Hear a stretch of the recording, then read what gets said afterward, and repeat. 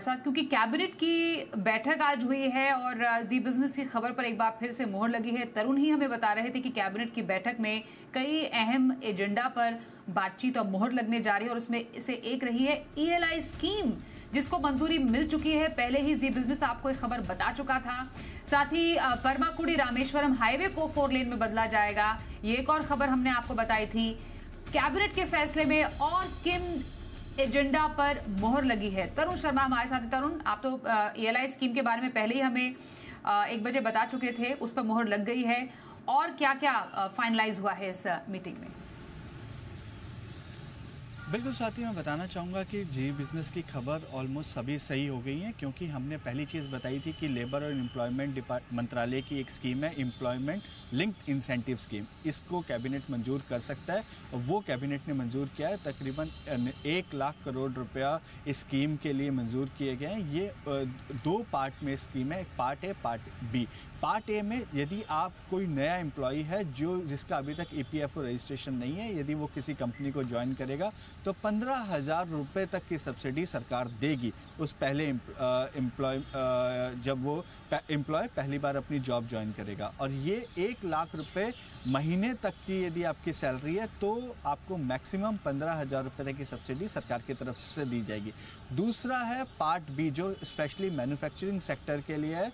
यदि 50 कोई कंपनी है जिसके एम्प्लॉयज़ 50 से कम है, यदि वो 2 नए एम्प्लॉय रखती है तो उन 2 नए एम्प्लॉयज़ को है 3,000 रुपये पर मंथ अगले 2 साल तक मिलेंगे। और ये जो स्कीम है ये 1 अगस्त 2025 को स्टार्ट होगी और 2027 तक ये स्कीम चलेगी।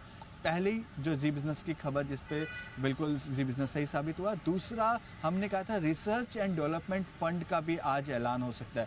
वो स्कीम को भी आज कैबिनेट ने उसको मंजूर किया है और इस स्कीम के जरिए जो राइजिंग सेक्टर्स हैं, जो डीप टेक टेक्नोलॉजी है, यदि उसमें कोई रिसर्च करना चाहता है, कोई नया प्रोडक्ट इनोवेट करना चाहता है तो उसके लिए सरकार फंड करेगी।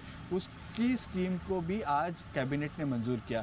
तीसरा, हमने कहा था कि नेशनल स्पोर्ट्स पॉलिसी को आज कैबिनेट विचार कर रहा है कि उसको अप्रूव किया जाए। ये एक बड़ी कंट्रोवर्शियल पॉलिसी रही है। हमेशा से कांग्रेस भी इसको लाना चाहती थी लेकिन नहीं लेकर आ पाई। लेकिन अक्टूबर 2024 के अंदर जो खेल मंत्रालय है उन्होंने एक ड्राफ्ट निकाला और उसको आज कैबिनेट ने अप्रूव किया।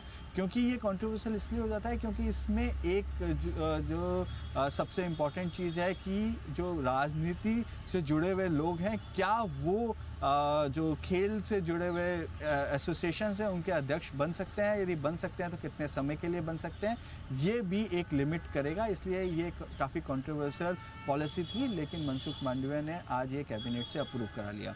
इसमें एक चीज़ और है कि इसमें जो नेशनल एजुकेशन पॉलिसी है उसको किस तरीके से नेशनल स्पोर्ट्स पॉलिसी के साथ इंटीग्रेट किया जाएगा, किस तरीके से स्पोर्ट्स टूरिज्म को देश के अंदर बढ़ाया जाएगा, इन सभी बातों को इस पॉलिसी के अंदर रखा गया है। तो जी बिज़नेस की 3 बड़ी खबरों को आज कैबिनेट ने अप्रूव किया, जो हमने बताया था कि कैबिनेट इन 3 मुद्दों पर विचार कर रहा है और उम्मीद है कि वो फैसला भी लेगा। तो उसी तरीके से आज कैबिनेट ने 3 खबरों को मंजूरी दी। बिल्कुल। तो इन्हीं तीनों खबरों पर और ज्यादा डिटेल देने के लिए तरुण, धन्यवाद करेंगे आपका।